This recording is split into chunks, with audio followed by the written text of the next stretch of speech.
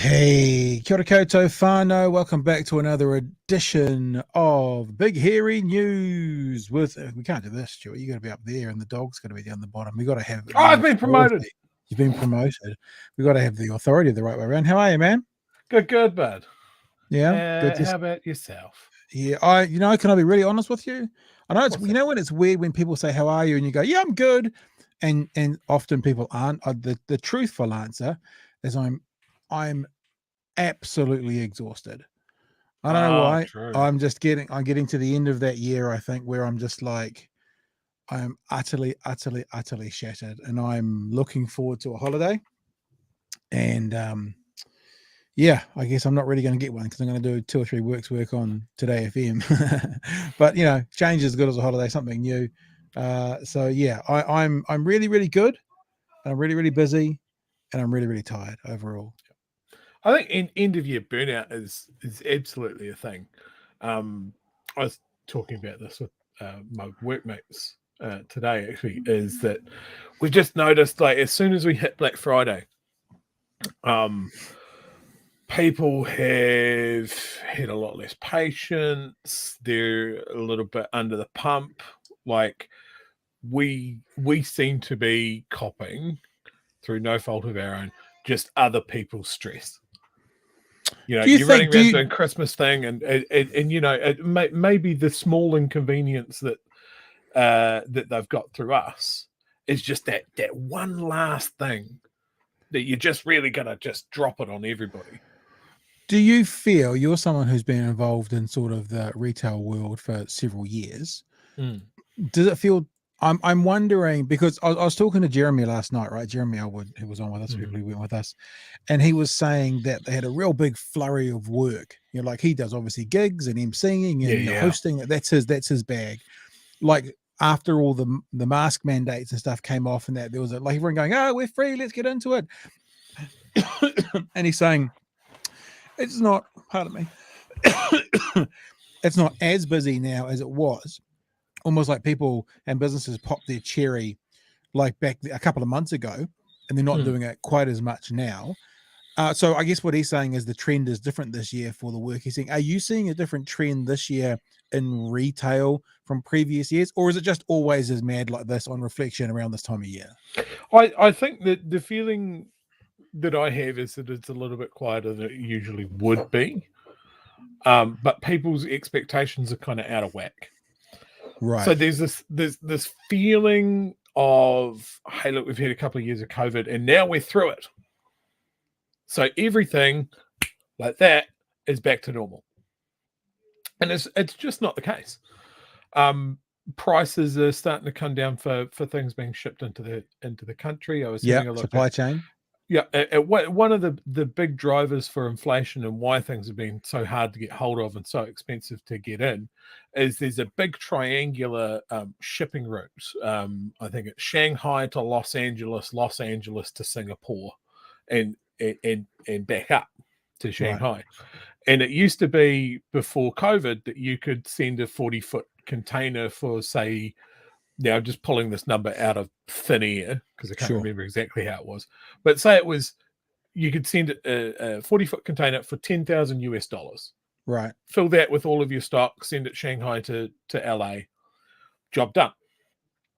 During COVID, because all the shipping companies pulled their boats out of the water and went, wow, this COVID thing's going to take a while, so we might as well do some maintenance on our boats. Right. All the factories are closed, so we might as well do something. So they pulled all their boats out of the water. And then the factories came back quicker than they thought. And the demand came back quicker than they thought. And suddenly the price for sending that 40-foot container is like $25,000 US because there's not enough boats. Right. And I just noticed in the past couple of weeks that price for that 40-foot container is back down again. Okay. So that means that hopefully, if that's a big driver of various economies and, import export, that might be a sign. So the article I read said that this might be something to take the heat out of global inflation. Right. Maybe. Okay. But who knows, right? But yeah, it's people's perceptions that everything's back to normal. What's happening to my camera? I'm gone. I don't know if you can still hear me. I can hear you. You're beautiful. All right. Chewy's gonna do a reboot. Haven't had one of these for a while. I don't know if you can see on your screen at the moment, guys, but my dog seems to have lost her head. I have a headless dog at the moment. Hello everyone who have already put your comments up there, and hello again to Freestyle there as well. Rob says it sounds like I've got the black lung. I don't know what I sort of do, Rob, because I'm drinking the delicious Pepsi Max, not a sponsored product, and it went down the wrong way, so I kind of had some black liquid in my lungs causing the cough. So maybe that was the case. It just went down the wrong way. Stephen, kia ora guys, and K9, congrats on the promotion, Chewy. Well, it looks like someone's taking Chewy out now. Take care of yourself, Pat. Burnout is definitely a big thing. Yeah, I'm always careful with using words like burnout, because burnout feels like a very almost a medical term, and it's certainly not that. I'm just exhausted. It's been a long year, and there's been a lot going on, and yeah, I'm looking forward to 2023. New things on the horizon and new opportunities, and a brand new podcast I'm going to start up, which I've already started booking guests for. I won't give you too much information about that quite yet. It's always good to keep powder a little bit dry, because I'm not being too precious, but I don't want someone else to whip the idea just yet. But towards the end of the year, when I've recorded a few of these, I'll give you a heads up as to what the new podcast is going to be. Welcome back, Chewy. We'll just need to re-promote you. There you go. Yeah. Clearly, I was speaking too much truth, and the global shipping cartel's trying to shut me down. Speaking of global shipping, I can't remember the name of it, but there was a documentary that came out onto Netflix, I think it was, and it came out towards the end of the first series of. It was basically a documentary about what happened in the world when the world shut down for COVID. Have you seen that? Yeah. I can't remember what it was called. I haven't seen it, but I would love to, because it sounds. One of the things it showed about shipping, it was what reminded me of it, was that the whale population bounced back during that period and were healthier, because what happened was, without all the ships in the water, the whales were able to hear each other from further away, because there wasn't the noise of the ships in the ocean disrupting their. And there was an example they gave where the mother whale was healthier than the previous few years, because she was able to leave her calf in the safe area near shore, and she was able to go further away from it, because she was still able to communicate with it, and going further away gave her a chance to hunt for better food. And it was just really interesting to see how, even you think about things like ships and whales, and what impact can you have? But even that, there was impact, and yeah, whales did better when the shipping shut down, and then humans did worse with their products when shipping started back up again.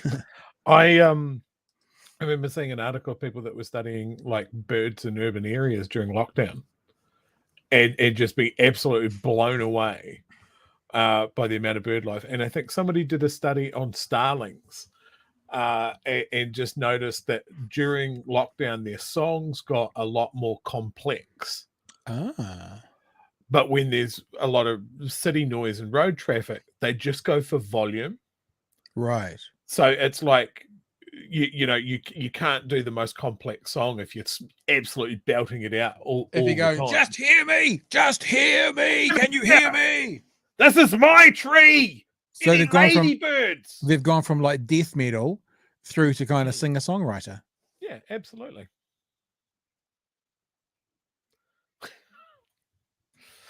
I had to turn my mic off to do that.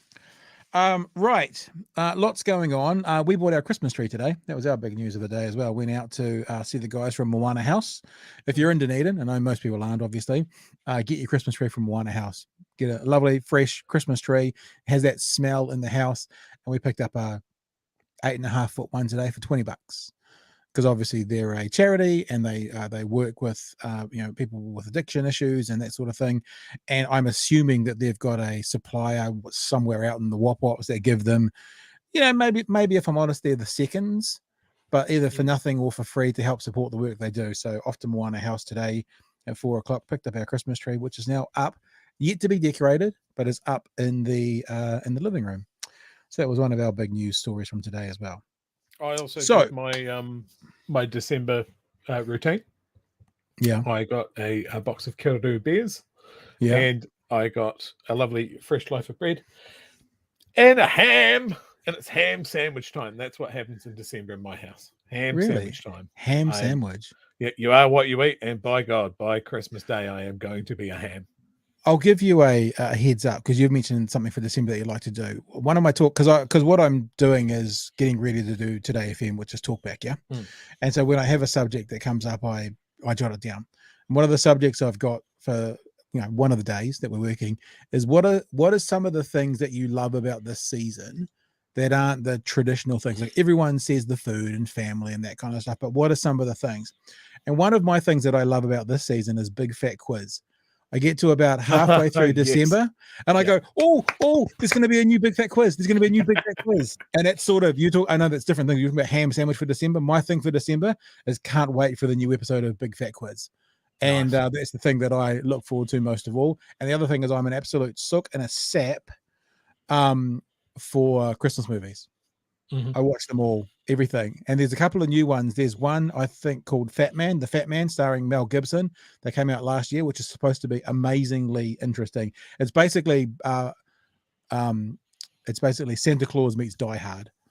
And so that's the character they play. So I'm looking forward to seeing that this year. So anyway. Yeah, you got something? I got one more thing, and then I promise I'll let the show start. Go. This is the first Christmas in 15 years that I'm not working Boxing Day. I got 2 weeks off starting Boxing Day. It's crazy. I don't know if I'm prepared for it. Actually, it might even go back further than that. I've been working retail a long time, and that's just the time that you can't get off. It's just like blackout, no leave. You can go away in January. But my current workplace, I went cap in hand and I said, can I have Boxing Day off? And then 2 weeks after that, and my boss went, yep, sure. And I kind of goldfished at him for a while because I was expecting more of a fight. That's what I'm preconditioned for. So I'm just really looking forward to getting out of town and going down to Catlin's and stuff. Sounds good, man. We might have to come down and see you for lunch one day or something. Pop down and come absolutely. All right. Let us start talking about some issues of the day. Well, one of them is actually kind of an issue of yesterday, but Chewy, I know you went with us yesterday and you jumped on beforehand and had a bit of a hello, and I know you were trying to get a bit to get to it. So let's have a look at this issue from yesterday. And the reason we're talking about it today is that there is actually more conversation this morning about what's been going on. Of course, the story that we're talking about is, I think the child's name is Will. So baby Will, not parents stopping baby Will from getting blood from unvaccinated people. There's a couple of clips we've got here. The first clip we've got for you is actually an expert talking about it's maybe not quite as simple as people are saying. Just there's these unvaccinated people who are willing to donate blood. They could just line up and give the blood. From let alone the ethical side of that, it's actually from the medical side of it not quite as simple as that. And so this is actually from last night's The Project. And then I've got something from the AM show this morning, which is also someone talking about, and I think it's from breakfast actually, maybe we'll see. Talking about the ethics of the whole thing as well. And Chewy, we went off on this quite a bit last night, so we might give some space for you to share your thoughts. But let's hear from The Project last night as to what they had to say about it's not quite as simple as just unvaccinated people lining up with needles in their arms to give this kid actual blood. We thought or hoped these scenes were a thing of the past. But today, protesters were out in force again. This time it wasn't about mandates, vaccine passports, or even the vaccine itself. It was about a baby. This 4-month-old needs heart surgery and a blood transfusion. It's an interesting thing here as well, right? That the mainstream media haven't shown the faces of the mother, the father, or the baby. all those conspiracy theorists sites and shows and blogs are publicizing them everywhere. I mean, if the parents are okay with them being publicized, that's interesting, but I almost feels like that in this instance, and I'm not standing up, look, we're not mainstream media, I'm not standing up on behalf of them, but in this instance, it feels like the mainstream media is being more ethical, protecting the child's identity, and the conspiracy theorists are like, nah, fuck them, we'll just use it for our own end, so to speak. That's definitely what it feels like. Yeah, I think I put a was it a tweet out or a message out today talking about they have a literal poster child in this little baby, these people. Right, let's get some more of this. But his parents don't want blood from donors who got the COVID vaccine. We must have the option of unjabbed blood in New Zealand. Furthermore, Health NZ. Of course, the only question to that is why? Why must we have the option? You know, we talked about this last night, Chewy, and I won't interrupt too much for this thing. I'll play it again in a minute. But could you imagine someone saying, if we've got the right to pick the attributes to the blood that goes into your body, what the white supremacists would say about the kind of blood, good, strong European blood. Yeah, well, like, we want some pure blood, please. We don't. We must have. Like, let's change that unjabbed blood to like Aryan blood. We have the right to have Aryan. You know, like, it's the same argument. We'll keep going. Is seeking guardianship of baby, with a medical expert warning any other child would have been treated weeks ago. The parents argue their options are inadequate and only want what's best for their family. And they have a few supporters. But politics and beliefs aside, what can be done now to get this baby the blood he needs? Well, let's ask Professor Nikki Turner, Director of the Immunisation Advisory Centre. Nikki, couldn't we solve this right now by taking some blood from one of these protesters and get that baby the surgery it needs? I was thinking about this. Like, I don't even know what their protest is about the vaccinated blood. They think that the DNA or something has changed. My concern was if you gave the baby some blood from a protester, there might be a strain of idiocy through that. And there might be mental deficiencies that get passed on in that blood. That was something that I was always concerned about as well. The other thing about this is the project. My understanding is the project's failing in Australia. There's been some ructions around the hosts needing to get out and not doing well. I quite like our version of it in New Zealand, but I have to say this interview last night annoyed me a little bit because I don't like devil's advocate, right? And asking questions like Paddy Gower's like, no, you know, couldn't we just give them some blood from these unvaccinated? I'm assuming he's being devil's advocate because they're talking about let's discuss the range. The thing is, there is no range in this. Like I put in the description for tonight's show, I refuse to call this a debate, right? We can have a conversation, but that's not there's nothing to debate here. And so I don't know whether Paddy Gower is kind of being, you know, let's ask the questions that people want to ask because they're not the questions that, you know, it's like, you know, well, let's a different subject. I'm not saying Paddy would do this, but it's like a host going, you know, well, so what are the positives of, you know, teenage suicide? Like, we're going to talk about the whole subject. Sometimes you don't. Sometimes questions you don't ask because they're ridiculous. And I felt a little bit like this about this conversation, which I'll now get to, Joey, and let it play through. No, we need to offer this baby safe, quality blood product. We can't just give the baby any blood off the street. The point of New Zealand's blood services is to ensure that people get blood that is safe for the individual, and that requires to match the blood type, and it also requires screening to make sure there's not any real threats in the blood, like viruses, like HIV, hepatitis B, hepatitis C. You know, our blood products are really well controlled. You know, we're not in a war zone. We have to offer our baby good quality blood. Surely if you wanted to, though, you could find out the blood type of these unvaccinated people and do the screening and then supply their blood to the baby. Yes, you could do all of that, but it requires quite a lot of effort and quite a lot of process. And our services are under an enormous amount of strain. And you can't easily just do it for one individual. You know, we do this en masse for all our very ill and very needy people. So it is theoretically possible, and certainly when we have emergencies, we drop our quality standards. But we would not drop our quality standards when there's no medical reason to do so. That's a huge point. Yeah. There's no, that's the core of the argument.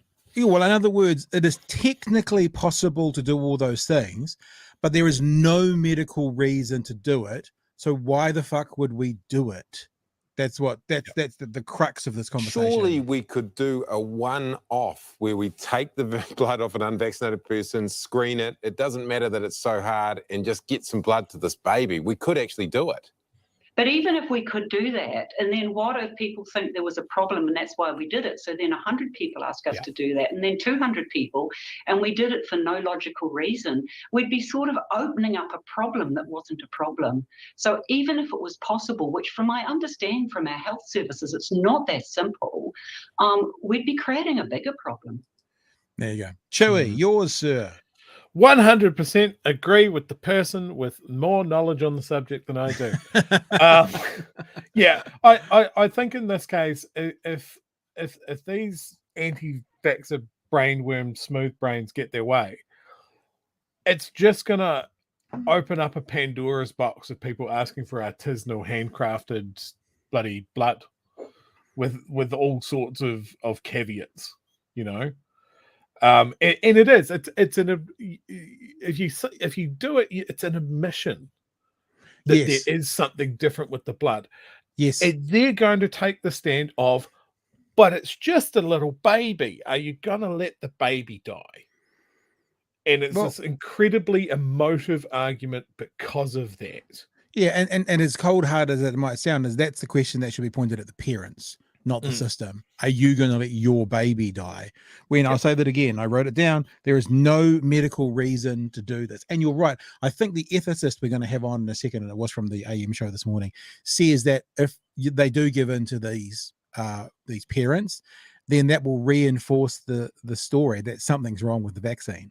Yeah. Like it'll reinforce it. So in other words, even if obviously they technically can, they could take some blood from people in a proper blood bank, and they could ship that to the people who make sure it's safe, and they could put that, it could technically been done, but that would also then create a much bigger problem, and it would reinforce these conspiracy theories who are saying, the blood's tainted, which it's not. Yeah. There's literally nothing different about the blood. And as Jeremy said last night, who'd been doing some reading on this, there's probably no blood in New Zealand at the moment, or at least very little, be it vaxxed or unvaxxed, that doesn't have COVID entities in it, because so many people have had it.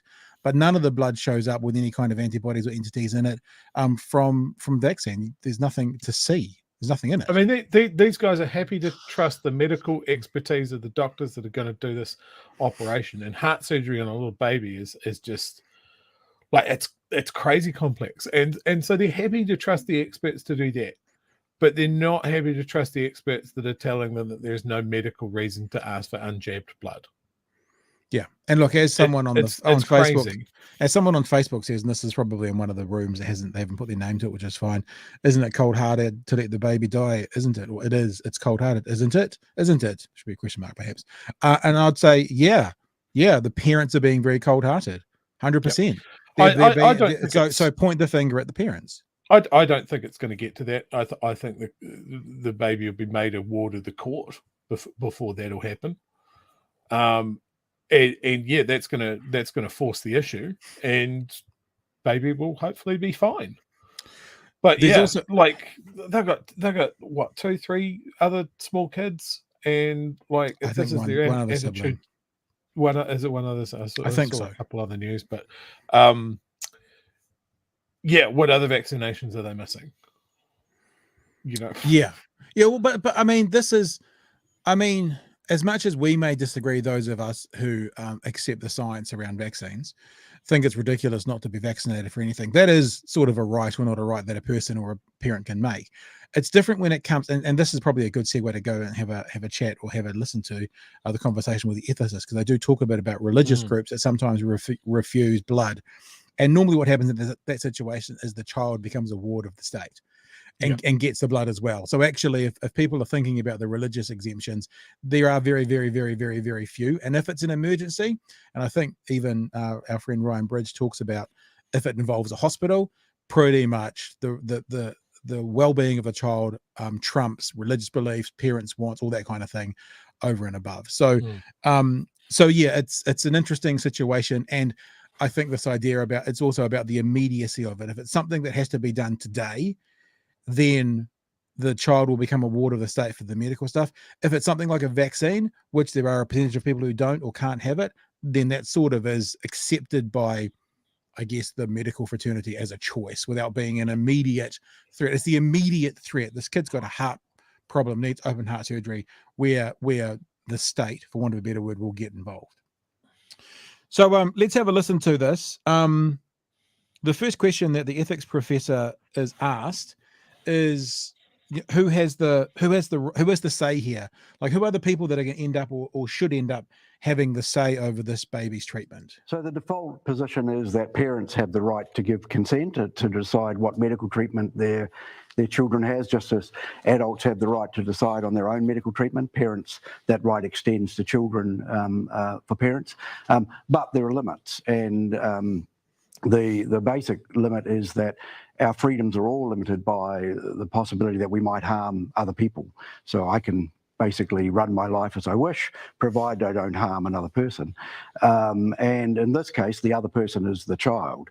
And so the state has the right in a small range of cases to step in where parents' decisions threaten the interests of the child very clearly and dramatically. Okay, what about in cases where a child is obese and there is a suggestion the parent has been feeding the child too much food, or they've not been providing their child with enough exercise or something like that?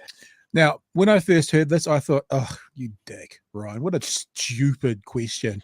But actually, the ethicist has a really interesting answer. So even though I think it's a ridiculous question, it kind of turns, because this is where he talks about the immediacy of the issue is when the state will get involved. So I felt a little bit like, maybe Ryan was trying to going, but hang on, other parents, but about whataboutism coming out here, but it actually turns into quite an interesting response from the ethicist. How do you draw a line?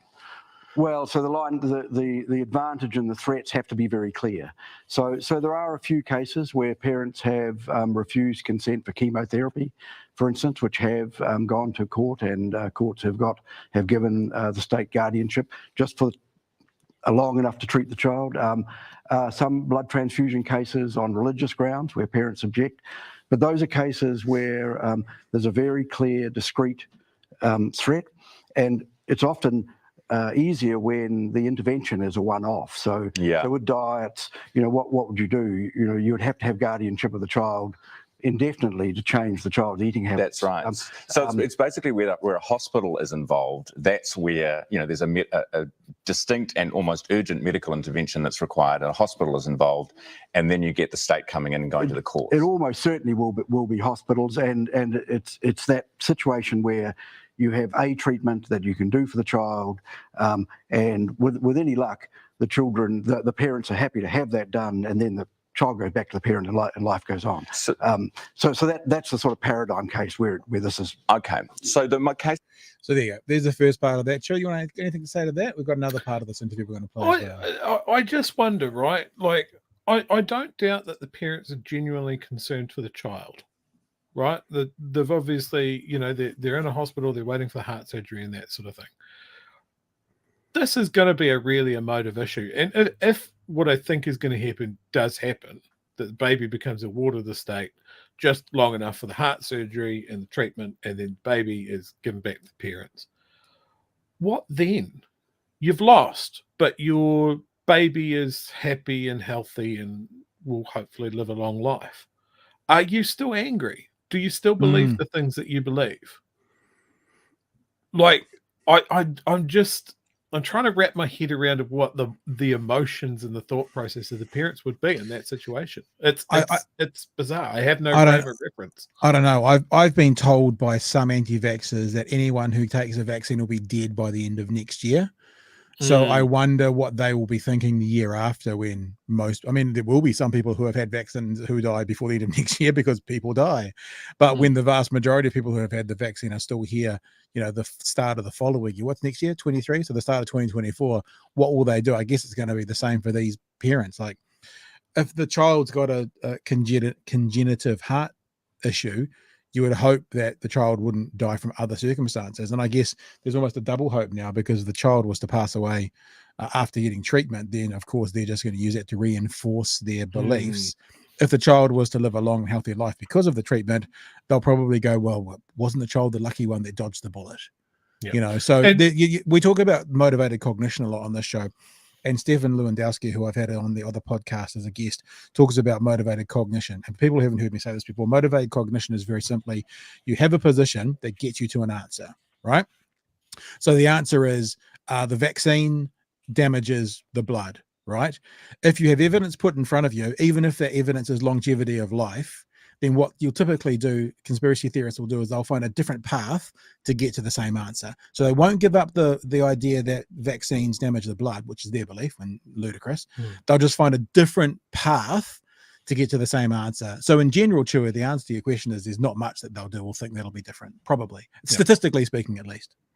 I also think it's worth underlining here that the people that we're really angry about are the people that are weaponizing these parents. Totally, the not instigators. necessarily the parents. Yeah. Like, if you're in this sort of situation, I think you can make some really weird emotive decisions. And I think these guys, what's her name, Liz Gunn, has swooped in. Yep. And really, really weaponized this. I actually think that it's going to get ugly.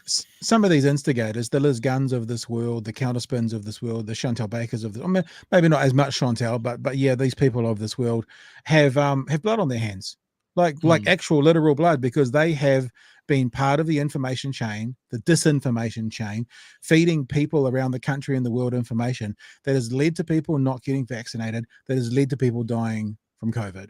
There's no question about that. I mean, we've highlighted stories on here of anti-vaxxers who have died in New Zealand of COVID, and I honestly think this is another situation that these parents are going through stress. And we showed a clip last night about Liz Gunn talking about, what was she talking about? Like torture, mind torture, whatever that word was. And the reason these parents are going through this kind of torturous feelings and thoughts is because of all the fucking information that people like Liz Gunn have given them.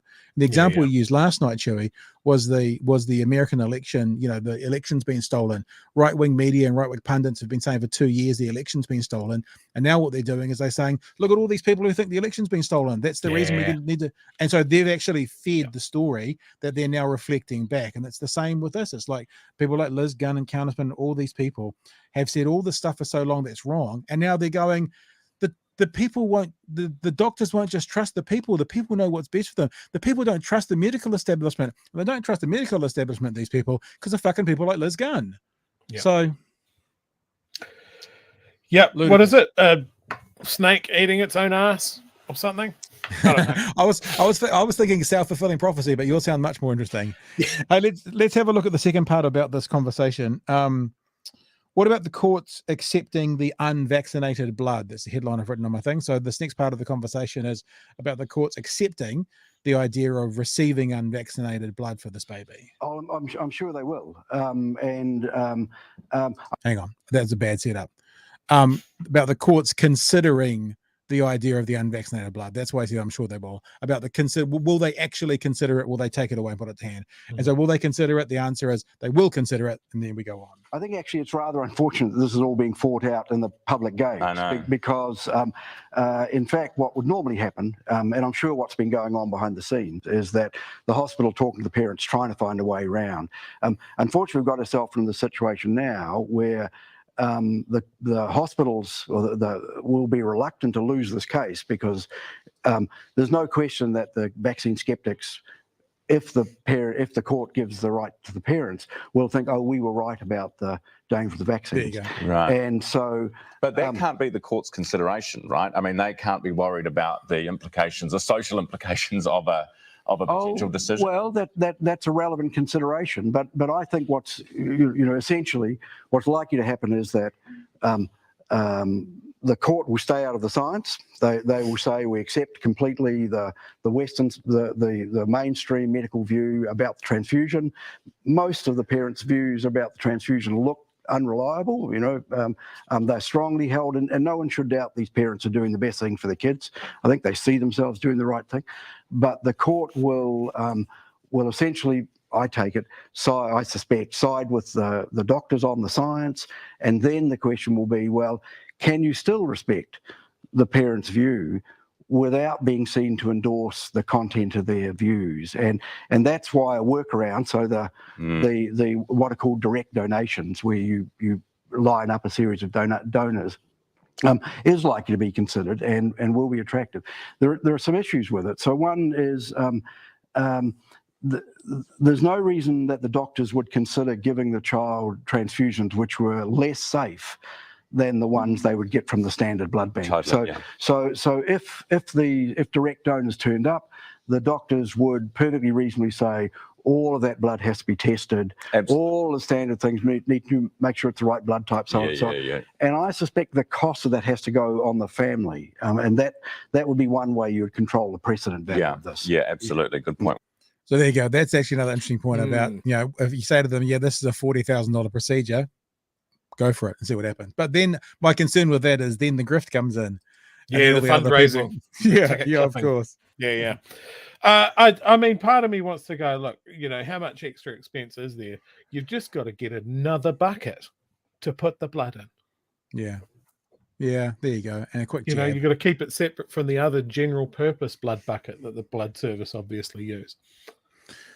Yeah, I think it's really interesting to see what's going to happen from here. I mean, the ethicist was saying, I guess to paraphrase, and I think I kind of side with him, that I think the courts will decide in favor of the child. And the child will get, I only hope that the lawyer said yesterday in the court proceedings that this kind of case should have been worked out several weeks ago. Most children with this kind of condition would have had a procedure several weeks ago. I can only hope that the delay that they're doing doesn't affect the future health. If you leave things for longer and longer and longer, eventually does it do damage? I don't know. And if it does, I just hope it doesn't. I hope there's no implications for the child, because out of all of this, the 4-month-old is the one who is the most innocent in the whole thing and doesn't have any choice or any ability to advocate for themselves at all. Yeah, 100%. Hey, answer this question if you can. Has a single politician stuck his hand up for this? I haven't seen anything. Although I can't say no. All I can say is I haven't seen anything. Good. Yeah, actually particularly interesting. I wonder why we haven't heard from David Seymour on this. David Seymour normally gets behind the right to choose, right to freedom. Do it freedom. He's keeping his head down out of this, isn't he? I wonder if this whole thing for politics is thermonuclear. It is toxic waste. Like, if there's any sniff of any opposition government or the current government getting involved, then it poisons everything around it. It has to be a question of the parents, the medical fraternity, and the judiciary, and that's it. Like, everybody's got to stay the fuck out of it. Well, I wonder if, remember when Simon Bridges stuck his head up above the parapet around COVID and went, we should get back open, and even his own supporters were like, shut the fuck up. And that was basically the beginning of his downfall. From, I wonder if you say thermonuclear, I wonder if all of the politicians who fight for people's rights to choose and freedom and that kind of stuff end up going, no, I'm not touching this one. And in fact, when you get, as you've highlighted there, people like Karen Plunkett slamming the anti-vaxxers, you kind of go, if the lunatics, what do they say? The lunatics are running the asylum. If the lunatics running the asylum are even calling out the other lunatics, then you know that it's an issue there. I saw one Twitter commentator mention about Sean saying that, and he just used, it was the perfect use of the meme, because it was just a picture from a story, like a fake story, and the headline is "Worst person you know unfortunately makes good points," and he didn't put the whole meme up, just the picture, and I was like, oh fuck, I know what you're talking about. That's amazing. Simon says, I agree with the lady whose interview through the project. Patty is an idiot for even entertaining the idea. Ava says, from my limited understanding, it's not a case of blood going out and going in as blood. That blood will be split into numerous products. I suspect some of them combined from many donors. Yeah, they're talking about blood plasma there. When Patty was pushing the point about the blood, she should have asked him, have you always been anti-vax? So I says, this is a no-win situation for reason. If the court directs the kid to get blood, then the anti-vax community are going to cry bloody murder and conduct more radical protests. Perhaps, but then again, do you give in to that? You know, you don't give into that either, do you? Imagine the conversation when the kid turns 18 and asks the probing question of mum and dad. Yeah, remember that time, mum and dad, you weren't going to let me get an open heart operation? Yeah, what can you tell me about that? What was all that about? Kim says, I think it would be so damaging for the parents and for their future relationship with health services. Free Soul says, Liz Gunn is a ghoul. Free Soul also says she should be ashamed for fuck's sake. And Kim says, you can donate your own blood for a future operation as an example. Can't see why this would be different. Well, I guess because it's not the child's own blood.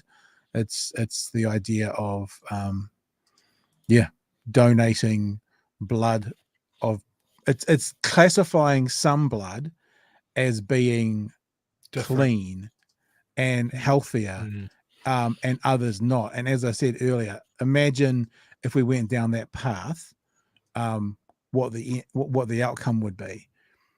You know, if we allowed people to pick and choose their blood that they had injected into them based on their, remember what the professor said, no, when there's no medical reason to do so. Imagine if that was the criteria. You can pick what blood you want and you need no medical reason to do it. Imagine what you're opening up.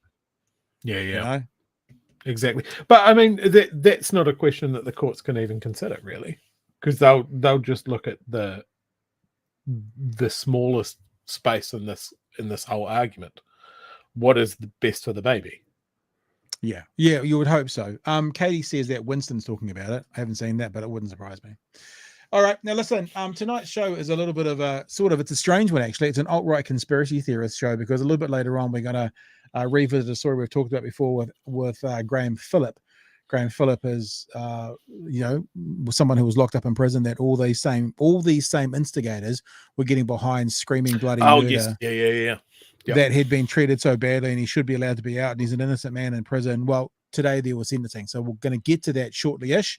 But right now, speaking of that whole world, maybe not the conspiracy theorists, let's talk about Jordan Peterson. Jordan Peterson has raised his little head again by whinging over Twitter, now that I think he's allowed back on, thanks to Elon, about QANTAS and their insidious indigenous, quote-unquote, propaganda. Jordan Peterson has lashed out at QANTAS over an indigenous acknowledgement made by the airline. The Australian airline, features an acknowledgement of country message in the safety video it plays before all flights. Such acknowledgements are standard practice for Australian companies, but in a tweet, the visiting Canadian psychologist appeared to be unfamiliar with the custom, and it infuriated him. I think I put in the description for tonight's show, he's basically now famous for being an angry white man. That's sort of his thing. And I think it's interesting that they use "and infuriated him." I could really do without the land acknowledgement propaganda delivered to me by a corporate behemoth, Peterson said. I'm sure I'm not the only one who feels that way. Stick to 1, flying, and 2, making money. I don't want or need moral lessons from you or any other corporation. They don't fly here. Qantas said in a statement that it wants to foster a shared national identity where Australians take pride in Aboriginal and the Torres Strait Island heritage. Peterson's tweet prompted outcry from many Australians who disagreed with his stance, although it has over 22,000 likes at the time of writing. With the greatest respect, the issue is way beyond your domain of competence, Twitter user David Peterson said. Recognition of traditional owners is a practice widely accepted across Australian political spectrum. It's not propaganda. There are some issues you as a visitor should leave alone. And then there was this one, which probably it's highlighted later on as the best troll back to him, because he says that thing, stick to 1, flying, and 2, making money. Killen Hakima says, as response to that, stick to 1, clinical psychology, 2, enlightening your students by re-explaining Jung's ideas how you once enlightened me. I could really do without the aggressive rhetoric and pushing of political counter-narrative, and I'm sure I'm not the only one who feels that way. And goes on, we also acknowledge Sooks, says this person. There's the greatest of respect one. Can you explain this? I'm not for or against it, but it's acknowledgement of the country's history and traditional owners. It respects history. If there is something inherently bad about this? And it goes on and on and on and on and on. So I think ratioed is the word that the kids use these days. There's the original tweet there as well, about it. One of the things I found really interesting is it's a little bit like these thin-skinned white right-wing men in particular, as 89 Hatters said straight away, did Peterson start crying, that kind of vibe. They like free market. He's actually telling them to make money. Free market, that's what we're into. But then they still want to control how a business works. It's like, if you believe in free market, a business like Qantas can do whatever the fuck it wants to make money. Absolutely. And Qantas as a part of their system, obviously there's a cultural element to it as well, but it'll be, Qantas wouldn't do things that lost them money on purpose. No. So this free market guy is going like, free market, make money, but do it my way. Don't do it in a way that upsets me. And I just wanted to bring up, because there's an interesting element to this, is you see that with other people at the moment as well. So Elon Musk at the moment going on and on and on and on and on and on and on and on and on about Apple potentially pulling Twitter from their Play Store, from their store. People have heard this story. Apple has mostly stopped advertising on Twitter. Do they hate free speech in America? This is what Elon is putting out. Who else has Apple censored? Apple has also threatened to withhold Twitter from its app store, but won't tell us why. Now, an addendum to that last one, no, it's not true. Never did. Apple never considered removing Twitter from its app store. The story is here. Elon went to Apple's HQ, and then he tweeted out a pithy little thing saying, no, they never were going to do that. But the point that I found interesting about this is all these right-wing free market guys, if Apple wants to remove their advertising from Twitter in a free market, they can do what they want. But then the free market guys turn into the snowflakes. Jordan Peterson turns into a snowflake. Thin-skinned, the absolute most fragile men on the planet when the free market doesn't agree with how they want to see it done, Chewy. Yeah. I mean, if I went on Twitter on a huge rant going, I hate safety videos, I think that they're pointless. And if we have a water landing, we're all dead anyway. So why bother listening? Isn't that kind of the same?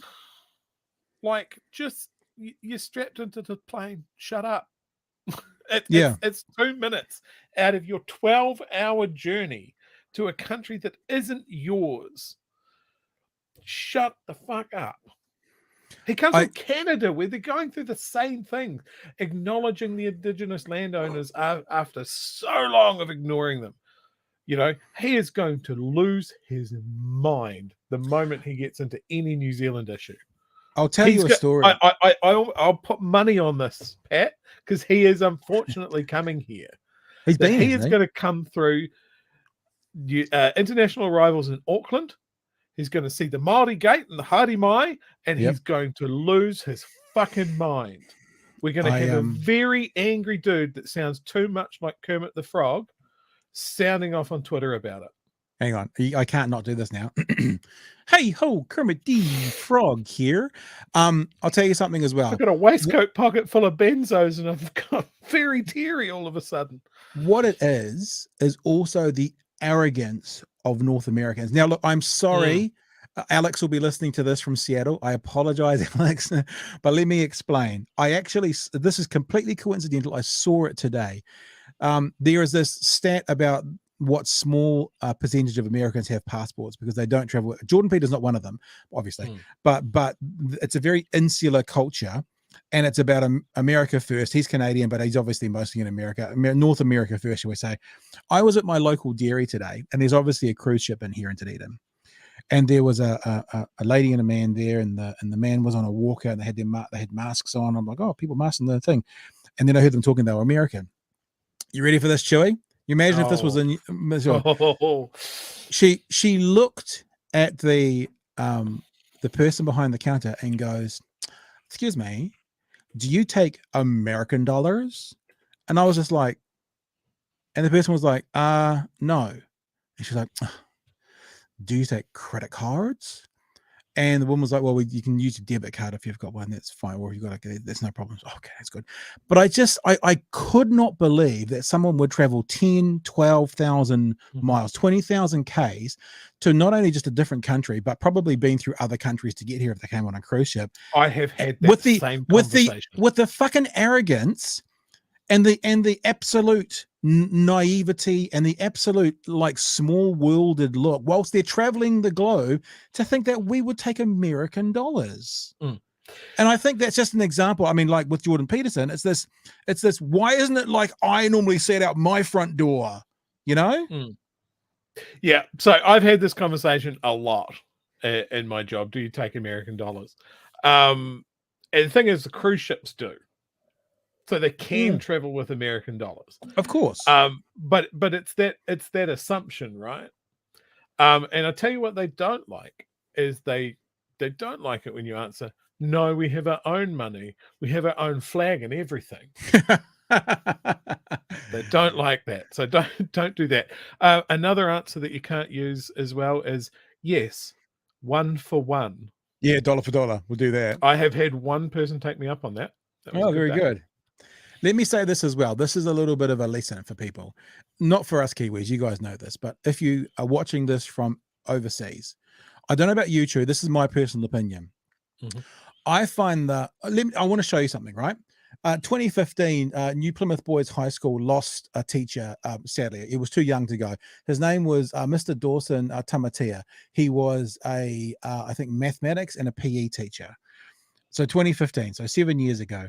This is how the boys at Palmerston, I get chills just thinking about what we're about to watch, treated him when his funeral car entered the school grounds. Now, Jordan Peterson, this is what Indigenous culture means to other parts of the world. You fuck knob. So this is the New Zealand culture. This is the Māori culture in New Zealand. And this gives me chills.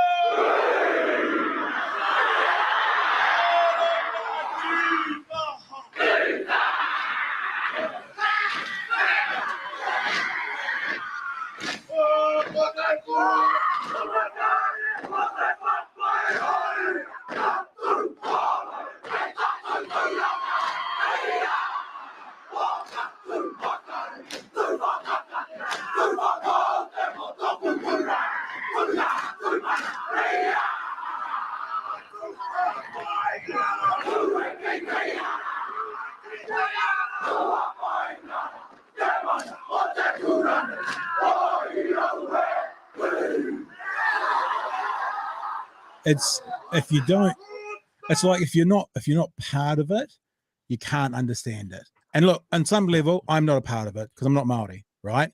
But there's something about that I well up, like I'm welled up, if that's the right word, right now. And international tourists, people from other countries, you don't understand what some countries, Australia maybe even Australia not so much, because what they've done to the Indigenous people there is horrific, more so than certainly in New Zealand. I'm not saying it's right in New Zealand, but the countries that accept, respect, and want to amplify Indigenous voices, it fucking means a lot. It means a lot to me. Watching the All Blacks, the haka, is more emotional and more emotive than the national anthem for me personally. Yeah, I mean, I know, again, it is like it's part of the makeup of New Zealand. It's something that really does hit me in the same way that bagpipes do, actually. Right. Just really it's a primal feeling, and it's strange because you know that the haka is not part of my culture, but and kind of in a way it is. Like I think we'd have a very different New Zealand if we didn't have something like that. In 2015, I went over to Europe, to the World War I battlefields, and I saw the Defence Force contingent there do a haka at the Menin Gate, and it was the most, like, people were just stunned. They just stood there afterwards because it echoed through this whole this little Belgian town. Even just recalling it is kind of, but yeah, it is something else. It's primal, and I wouldn't expect someone like Jordan Peterson, who thinks the absolute peak of civilization is white Western culture, to even give this a second thought, because he is 100% locked into his view that no other culture has any relevance or any value to add to humanity. And that's why he can, in my opinion, can get in the fucking sea. And for people who haven't seen that kind of haka before, and it's interesting, there are people in the chat saying, wow, oh my god, like so you guys haven't seen it before. But for people internationally don't understand that and might think that it looks like a bunch of yelling and screaming. Most Kiwis, not all Kiwis, I mean, we got dicks everywhere, but most Kiwis see that as the utmost sign of respect. Like, there was a video I saw once, and sorry to talk sport here, Chewy, but it's mostly about the haka, so you'll understand. When Richie McCaw was captain of the All Blacks, he went and visited a primary school and the cameras were there. And it was, 7, 8, 9-year-olds in this classroom. And the 7, 8, 9-year-olds did a haka for Richie McCaw. And Richie McCaw stood at the front of this classroom with such reverence. It was, even though it was like 7, 8, 9-year-old kids doing it, he gave it the same respect as if it was, the number one kapa haka, most sensitive performance there had ever been, because it means something. The indigenous cultures mean something around the world, especially to the people of the world. And I guess I'm not sad for Jordan Peterson because he's a fuck knob, but if you come to a country and you can't spend your American dollars, but you don't get a slice of actually what we're about, then what are you fucking doing? Why would, I mean, I guess you're on a speaking tour and you don't care about learning anything while you're there. But if you're going to come to New Zealand and you're not actually, even little things like not hold the Queen's face in your hands to spend your money, or not understand or at least see a bit more about the indigenous culture here, and also the introduced culture. I mean, we're the Edinburgh of the South here in Dunedin, and we've got some pretty amazing sort of Scottish architecture in that. But to kind of, and this, I guess, this is my bias, and I apologize to my North American friends, but the vibe I get from a lot of North American tourists, so they kind of float in, they want to eat their Big Macs and spend their American dollars, and they float out, and they can tick that box, and that's, and I know that's not what Jordan Peterson's doing, because he's on a speaking tour and he's just being a cock, but it was indicative of other things I think I've seen, and it makes me a bit sad, not for him, but for others that maybe miss out on it. That, I mean, I'm a little bit still struggling to get it together after watching that thing 4 minutes ago, because for me, I mean, I don't know what I'd do if I ever received a haka like that. I think I'd be a blubbering mess on the ground, because it means a lot. It means a lot, and to just bitch and moan about a company in Australia acknowledging the indigenous people of Australia, like just fuck off. I mean, just fuck off. We've all got a long way to go, but as Australia is changing, I always feel like they're a little bit behind us in this case. But and as you said, we're nowhere near perfect, but we're certainly a lot further down the track than we were 5, 10, 15, 20, 30 years ago. And it starts with sometimes, I've seen the argument that the way that they do it in Australia of acknowledging whose land you're standing on is a bit by rote and a bit trite. And I think there is kind of an argument in there if that's all you're doing. But it has to start somewhere. Like, do you remember the debate around, hey, I'm going to bring up a sports reference. Fucking mark this down on your calendar. When we started doing the Māori verse and the national anthem.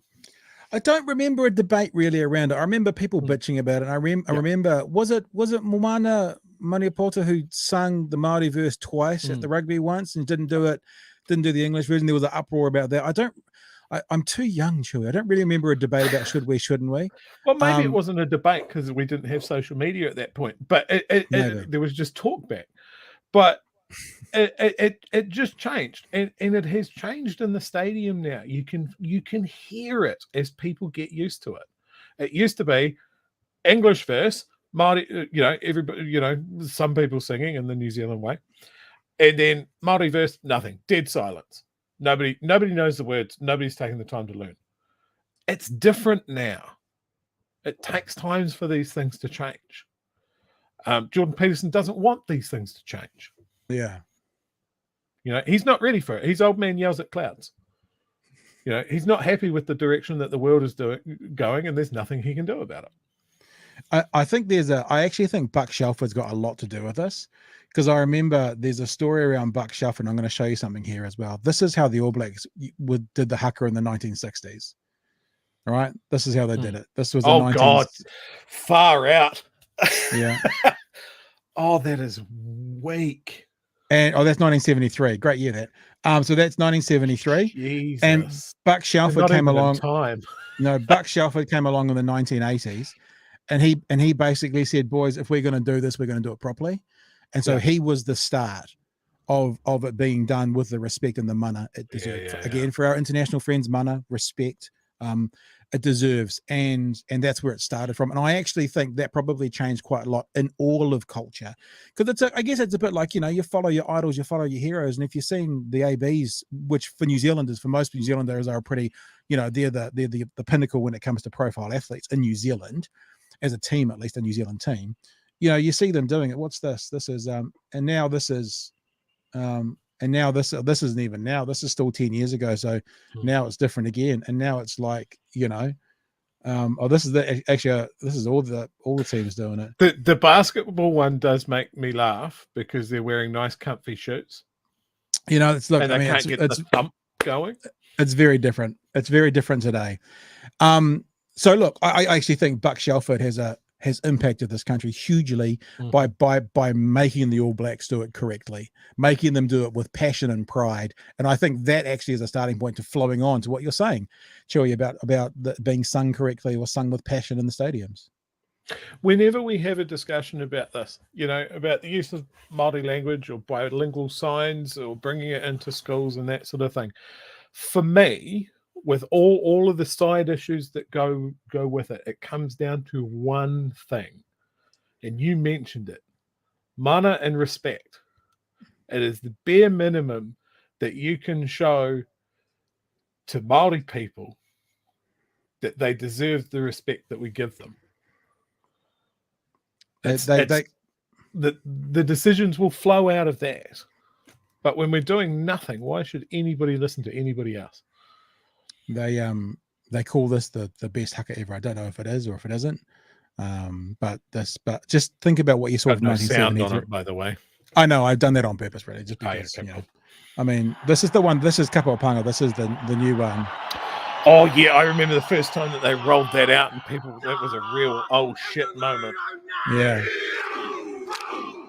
And it's cool to see the English are accepting the challenge. You know, walking forward. We accept the challenge. There they go. Listen to the crowd. See the New Zealanders like this? Listen to the crowd.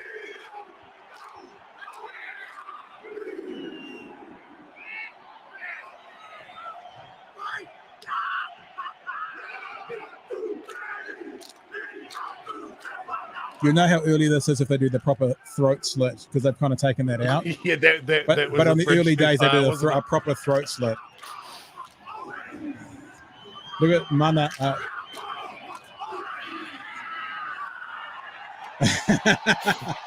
See, I love it. And I actually love the English response as well. They've accepted it and they've taken the challenge, and, you know, they've done what they wanted to do to say, we're here, boys, we're here to fight. Anyway, didn't know we were going to talk for 20 minutes about the haka and that, but it really does make me think about this little pissant, thin-skinned, slightly incelish Jordan Peterson. And look, I'll be honest with you, Jordan Peterson, when he first came out talking about being forced to use language, it wasn't that I was with him, but I could see the argument, because I would have the conversation around people. If you were forced, take it away from the gender conversation, if you were forced by law to call New Zealand Aotearoa or vice versa, to stop using Aotearoa and call it New Zealand, you'd have a problem with that. So did the forced language conversation, I thought it was at least, if nothing else, an interesting conversation. Whereas now he has become, as you say, shout at the clouds, angry man, incel, alt-right. You know, I know he's not an incel, but you know what I'm saying. Yeah. He's down that part. He's actually proven to be everything whose critics of him back then said he would be. He's proven it to be that. Yeah, absolutely. I don't think that everything he says is wrong. I think most of what he says is wrong. Like, I'm sure occasionally he makes some good points. Can I just chuck up my favorite Jordan Peterson meme? I guess so. That one there. It's a famous quote. If you want to organize your psyche, you should start by cleaning your room. And it's a cool, like sepia colored, edgy picture of him, making him look like a cool intellectual thinker. And then the image from obviously a webcam of him sitting in what looks like a hoarder's kitchen. Just looking very worse for wear there. My That's very, very absolute good. favorite. I look just to acknowledge to Scott. I'm not called. I know he's not an incel. I know that's not what he is, but it's that kind of vibe of that sort of, alt-right complaining. The world is against me. The incel will be women won't sleep with me. He'll be like, people won't let me do what I want. There's that vibe. That's what I'm saying. I heard someone once respond to that. Put it back up again. What's with the quote about clean up your room? And someone replied, I'm paraphrasing, but I was listening to someone speak, a woman speaking, go, interesting how he's made millions of dollars about telling young men to do something that mothers have been telling them to do for 1,000 years. And he's made millions of dollars out of it. So, well, is there anything in the chat? I think people are going a bit mad about this whole thing. I'm pleased that we shared that haka. And look, if any of my American sort of news media friends pick up on that, show your viewers that haka, explain to them that this is how we show respect. And the way we show respect, well, there's many ways to show it, but one of the ways we show respect is to embrace and acknowledge the indigenous culture of this country, and we use what they've always used, because this is what I've always said, Chewy. Now, I'm not Maori. You can tell by my sort of pale blue skin, the Celtic blood that runs through my veins, but because I'm of this land, I was born here. This is my country. This is my home. This land has my story in it. That means if my story is part of this land, then the Maori story is a part of my story, not by blood, but by living in this land. So even though it's not mine to own as my whakapapa, my lineage, my bloodline, because I'm a part of this land, and the Maori story is a part of this land, the Maori story is a part of me. That's how I've always felt. And maybe that's why the haka to me hits me so hard. And I think that I'm not saying you should be like me, but that kind of attitude of being a part of my story, if more people took that kind of view, I think you'd have less antagonistic conversations around Māori issues, which seem to be a lovely. I used to talk about is like it'd be halfway through the shift, and I'd be like, oh, so this feels like another 3M night, does it? And 3Ms was like Muslims, Māoris, and migrants. That's what they wanted to talk about. Muslims, Māoris, and migrants. And my boss eventually told me to stop saying that. I wasn't allowed to talk about 3M talk back. Oh, it's a 3M talk back night tonight. So anyway. Hey, anything else you want to add? Anything you want to chuck up from the chat before we go on to this last story about this poor innocent man who was put in prison? Yes. Yeah. Two things I want to highlight from the chat. Like, there's a couple of people mentioning their favorite hakas. Jay's got one. All Blacks versus Tonga was the best because the Tongan team obviously had their own challenge. So perfect. And I've lost the comment now. Where's it gone? I've lost the comment. Someone was talking about there's an amazing wedding haka. It's the guy and the guy and the girl. It's a wedding. And they do. I'll show you actually. We're still talking about. This is my favorite haka. I'm not going to play you the whole haka. I'll just play the end of it. And one of the reasons it's my favorite is actually because of what the Welsh do. The Welsh team do. So this is the end of the haka. I wonder if I can make that. Did they start digging? They got their leaks out. They all took a leak. Hang on, can we make it any better? No, look, 240s is going to be. No, the thing about this that was beautiful at the end, I'm only going to play the end, is that the Welsh didn't leave. So this is the end of the haka. And you watch what both teams do. And even the ref's like, come on, boys, let's go. And you watch this. Listen to the crowd. This is in Wales. Isn't that fucking awesome? No one will back away. No one will Referee today is Jonathan Kaplan, and his first task is just to calm things down after the haka. Wales hold their ground. New Zealand haven't moved. I don't know whether you can sense it, but the crowd are all part of this. And the Welsh were saying, yeah, this is our house. You guys can leave first. This is our house. And I think I remember this being talked back, and some people saying, "Oh, disrespectful from the Welsh," but it's like, no, It's not disrespectful. They It's a accepted the challenge, and they said, "We accept your challenge. Now you go and get ready." Look, they're still going. For people who are listening to it, they haven't moved yet. Isn't that fantastic? The tension, and the Welsh got the All Blacks to turn first. They ran out, and they're certainly here. A statement made by Wales, and good luck to them. But now they have to. And the ref's saying, "Let's go, let's go, let's go."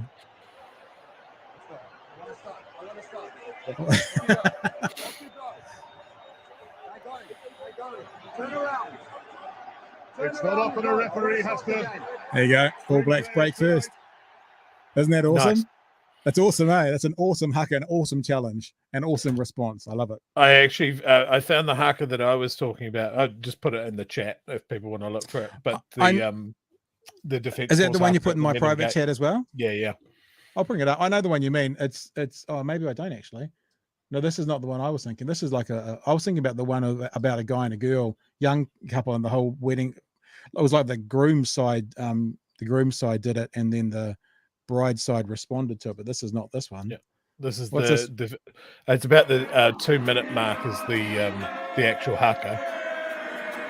The one I was. This is not the one I'm thinking of.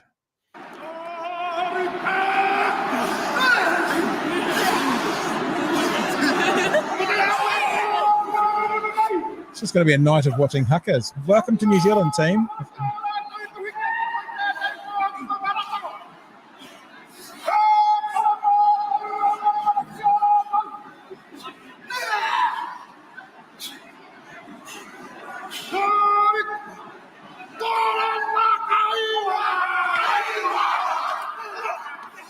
It's awesome, man. It's awesome. I was just thinking I should show you the other one I was talking about, but we'll probably keep doing this all night. Maybe we should get on with things. So a little bit of context on that one. Yep, go. The Menin Gate where that is, on all the walls are the names of the soldiers that died in that sector. So right. for that to be a focal point for a haka, giving respect to those men. Wow. It's a moment. I thought this is the one you were talking about with the wedding one. Sure, you've seen this one. Oh yes.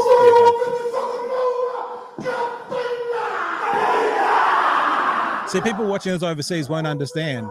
This is at a wedding, and this is the groomsmen paying respect to the bride and groom. And I guess as an outsider, if this was your first entry point into, I guess, Pacific culture, it is really jarring. There's nothing else like it. Yeah. And I guess sometimes it can provoke a shocked sort of laughter or whatever, but it's just showing respect to something you might not understand. Maybe ask some questions and learn about it. Well, what I like most of all is the response as well. And you watch the bride, she cracks. Because for a lot of Kiwis, this is emotional. It's an emotional thing.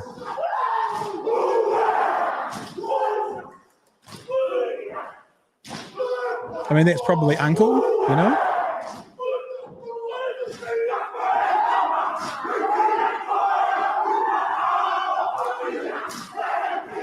And this went uber viral all over the world, this one. Everyone kind of going, what is all this about?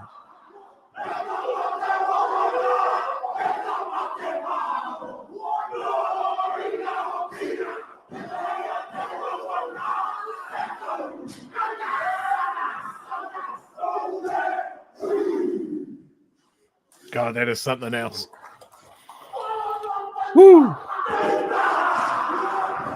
And then there's always, there's the response. Here comes the groom.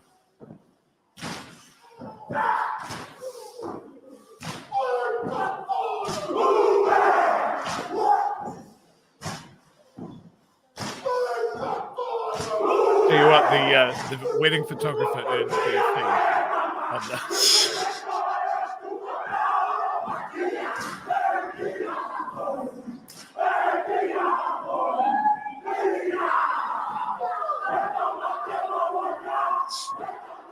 It's massive, eh? I mean, we're just sitting here watching Huckers now. I could probably do this all night. We should probably get on with things. Hopefully, we've probably got about 4 people left watching. Because epic tangent that we just went on. Yeah, it's what we do. It's what we do. It's one of the good things about not being on mainstream media. Like, we can talk for 25 minutes about Huckers out of the out of the thing. I almost feel like now we should just wrap up there, but because we've talked about we were going to do it, and there might be some people who want to know about it. I feel like this percent as well doesn't need a hell of a lot of attention, really, because talking of the instigators that we were talking about earlier to do with the anti-vaxxer thing, this is another person that's been used by those instigators. Counterspin Media is a group that's made a shit ton of money and certainly a shit ton of content off this guy, Graham Philip. Graham Philip is someone who, for the last 12 months or so, they've been talking about as, being arrested by the government because he didn't like what the government was doing.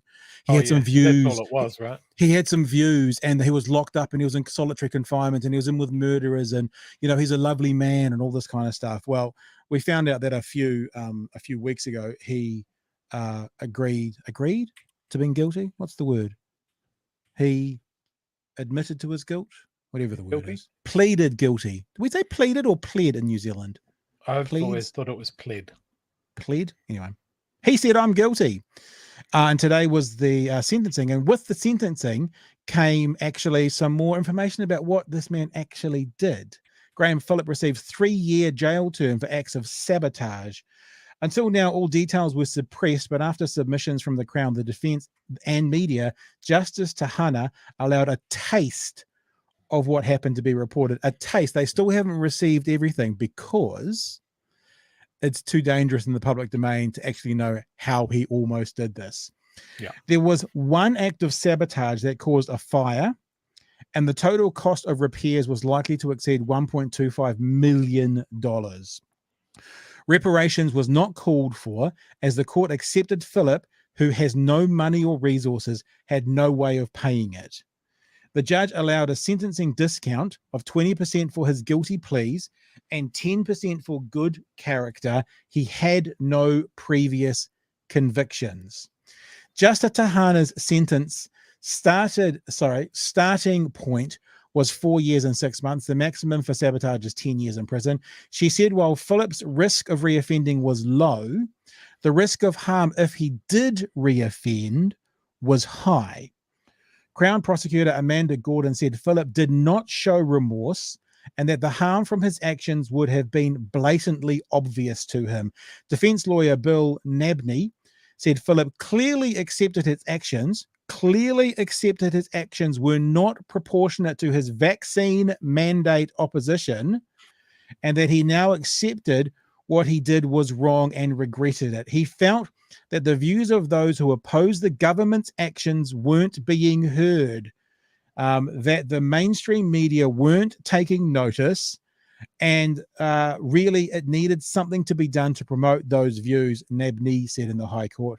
But he also accepts what he did was wrong. Justice Tahana said that due to this being the country's first sabotage conviction, finding case law to help in sentencing was difficult.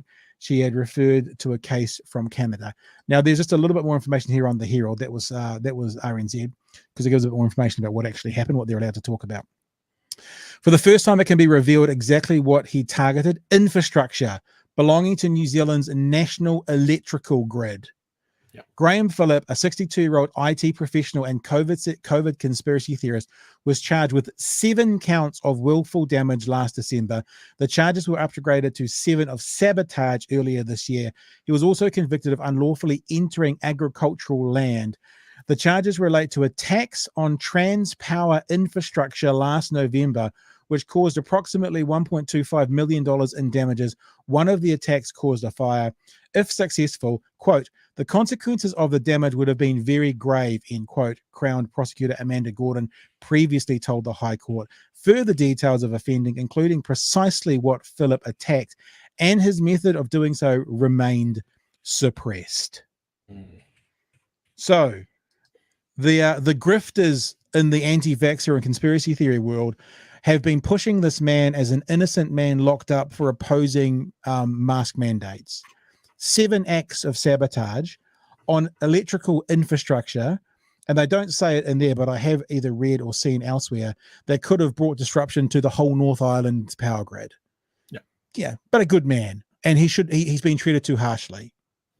Yeah, absolutely. Like, people that have known a little bit about this have been waiting for this to come out. And it's been pretty glorious because everybody just let Telegram run wild, let Counterspin run their mouth about it, knowing that the information was coming. So I don't know. I haven't really touched base with what they're talking about now that it is out in the public domain. But I'm sure it can't be good. Yeah, well, trans power infrastructure. They're not saying exactly what and exactly how, but there's a pretty clear indication that he was trying to take the at least some of the electrical grid down. Whether that would be locally for him, regionally or nationally, who knows? But you would think logically it wouldn't just be for his street if it was considered sabotage. Yes, no, absolutely.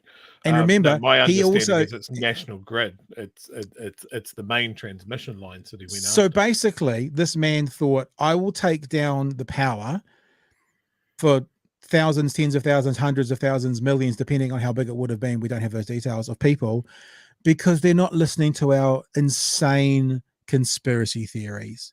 Mm-hmm. It is a long way away from, but let's be honest. Let's wrap up the show as we started.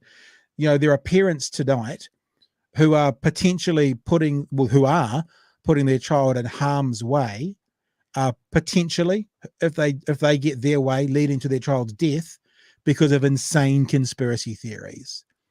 So for people who are actually kind of thinking, they're just entitled to their own opinion, there are real world consequences that not only impact those people, but that can actually influence people around them.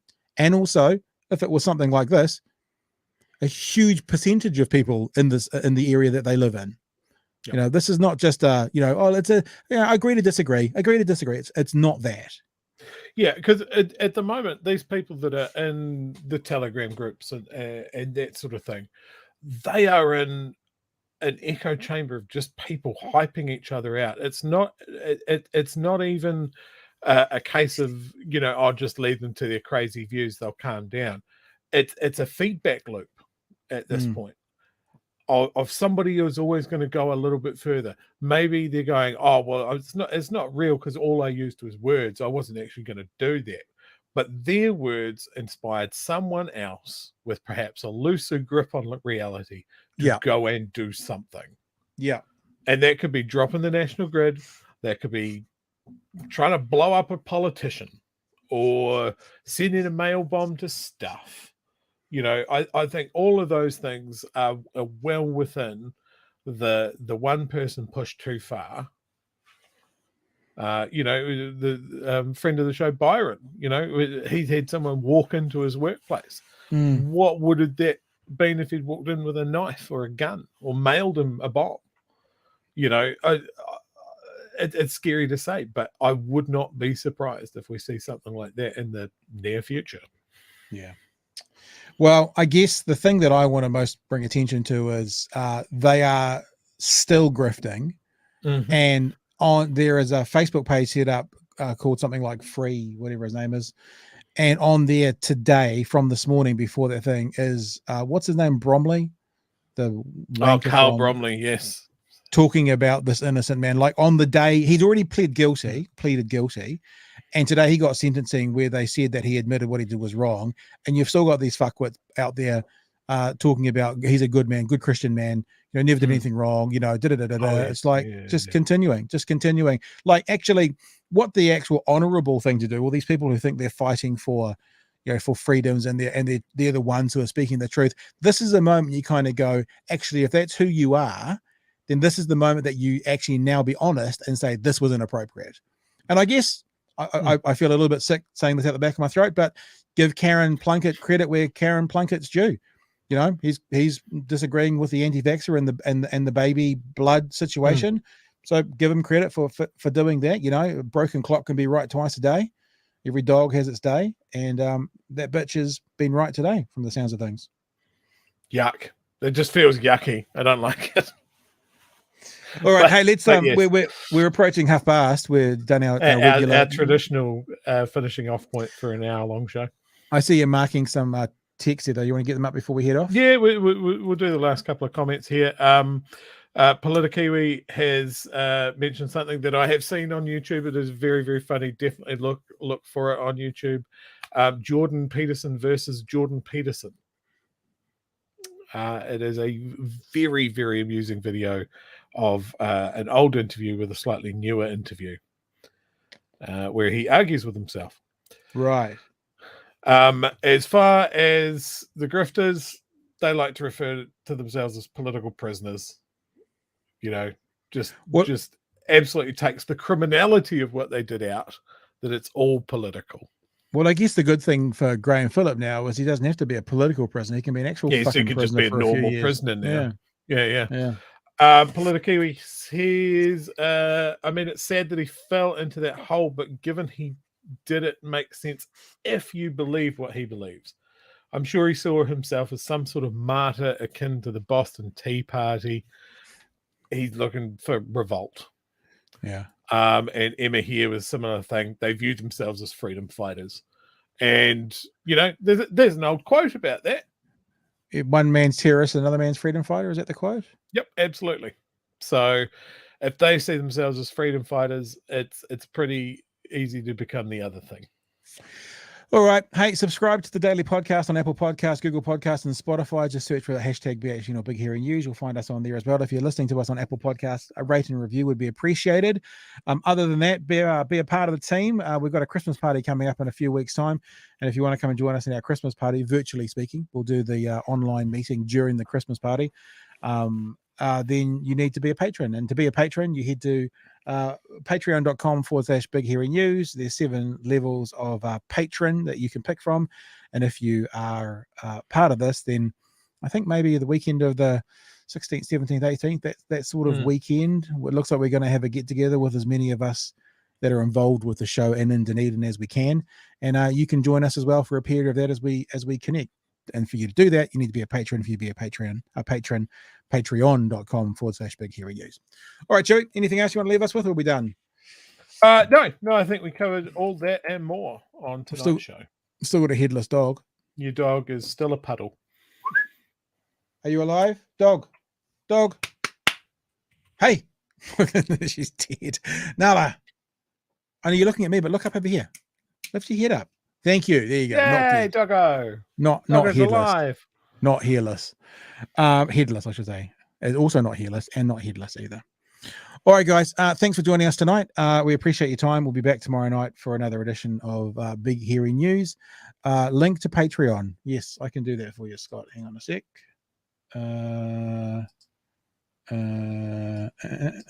Someone's asking for the link to Patreon. So, of course, we will always do that. Because we only for your benefit, not for ours, obviously. For your benefit, not for ours. There you go. Link to Patreon in the chat for you right now, and feel free to use it. All right, we'll catch you tomorrow night from 10 p.m. for another edition of Big Hearing News. Stay safe. Have a good one tomorrow, and until then, hooroo, my friends. Bye, Chewy. Bye, Nala. Nala, it's bedtime. You want to go to bed? Go to bed. Off you go. You can go to bed. You can go. You gonna stay? Okay, you're gonna stay. All right. Catch your team. See you. Bye. See you.